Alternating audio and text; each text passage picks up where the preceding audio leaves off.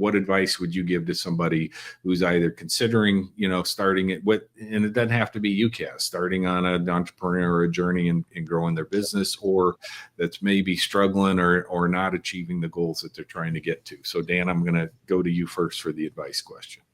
Yeah, I would say, I sit on a few advisory boards with startups that are kind of going through these like fundamental decision-making pieces right now, and give them the same advice generally is always just trying to figure out like, what do you want out of this business? Because sometimes like a lifestyle business with 2 or 3 employees, it's pretty awesome. Like I think of when I think anybody thinks of like a lifestyle, like think of something like the trades, like a small plumbing, like to me, that's like something great. You're going to make a bunch of money. You're not going to, you're not going to change the world or anything like that to your kids, and you just make a really good, that's why they call it a lifestyle business, and really great living out of it. So if that's kind of your goal, like it's not a bad thing to say, yeah, I just want to make a bunch of money and I don't want a bunch of problems to deal with, and I just want to serve, a subset of customers, and that's it. But I think some people always have that desire to do a little bit more, to kind of reach for the stars, or maybe they've done something like a lifestyle business before and they say, hey, I want to take a crack at it, like almost as Rob put it, a hitting a home run once, and maybe I'll fail, maybe I won't.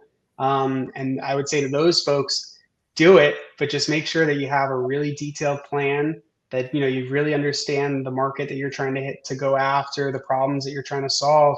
But that's always my day one advice. If you're starting a business and maybe you've already found the problem you wish to solve, but you're just trying to figure out, hey, more service provider business, or do I want to be a software company and raise money and go kind of again down that venture? It's just, I would ask yourself and just give yourself a really honest answer of, what do you personally want out of this business? So hopefully, Rob, that gave you some time to think through your side. I think I'll just keep mine pretty short. But starting the business, like I said, I always go back to my family. Always take pride in what you're trying to do, right? So if you decide to go open up a business, do it the best you can, take pride in it, and you should be pretty successful. As long as you take pride, learn the product. If you know the product, you can definitely sell it.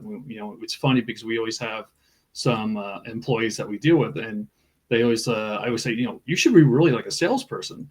No, I can't talk in front of people, kind of like that. I can't. So I really can't talk in front of people. I get really nervous. I'm like, you talk to them every day. You're basically selling the product to the customer through support. So why don't you just get in sales? So it's very similar to that. If you take pride in it and you know the product, I think success is on the horizon.